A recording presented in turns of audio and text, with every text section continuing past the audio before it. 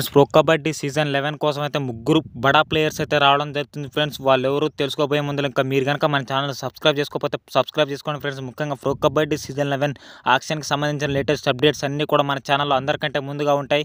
మీరైతే సబ్స్క్రైబ్ చేసుకొని పక్కన వచ్చే బెల్ బటన్ అలా పెట్టుకోండి. అలాగే మన ఇన్స్టాగ్రామ్ అకౌంట్ని ఫాలో అవ్వకపోతే ఫాలో అవ్వండి ఫ్రెండ్స్.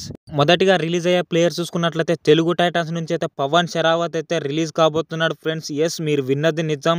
ఎందుకంటే హాట్‌స్టార్ రీసెంట్గా వదిలేసిన ప్రోమో చూసుకున్నట్లయితే పవన్ షరావత్ అయితే నెక్స్ట్ స్టెప్ ఎక్కడికనైతే వాళ్ళు వేయడం జరిగింది. అలాగే ఇతనికి తోడుగా ప్రదీప్ నర్వాల్ కూడా రిలీజ్ చేయబోతున్నట్టయితే సమాచారం. అలాగే అతడికి సంబంధించిన ప్రోమో కూడా రావడం జరిగింది ఫ్రెండ్స్. అలాగే మనేందర్ సింగ్ది కూడా ప్రోమో రావడం జరిగింది. వీళ్ళు నెక్స్ట్ స్టెప్ ఎక్కడికనైతే రావడం జరిగింది ఫ్రెండ్స్. దీన్ని బట్టి చూసుకున్నట్లయితే ముగ్గురు బడా ప్లేయర్స్ అయితే ఆక్షన్లోకి రాబోతున్నారు.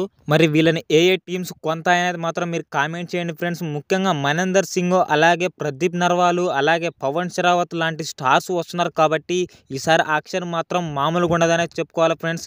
ముఖ్యంగా pro kabaddi season 11 auction every update కూడా మన ఇన్స్టాగ్రామ్ మరియు మన యూట్యూబ్ ఛానల్ అందరికంటే ముందుగా ఉంటాయి ఫ్రెండ్స్. మీరైతే సబ్స్క్రైబ్ చేసుకొని పక్కన వచ్చే బెల్ బటన్ అయితే ఆల్లో పెట్టుకోండి. ఇంకెవరైనా ఈ వీడియోకి లైక్ చెప్తే లైక్ చేయండి ఫ్రెండ్స్.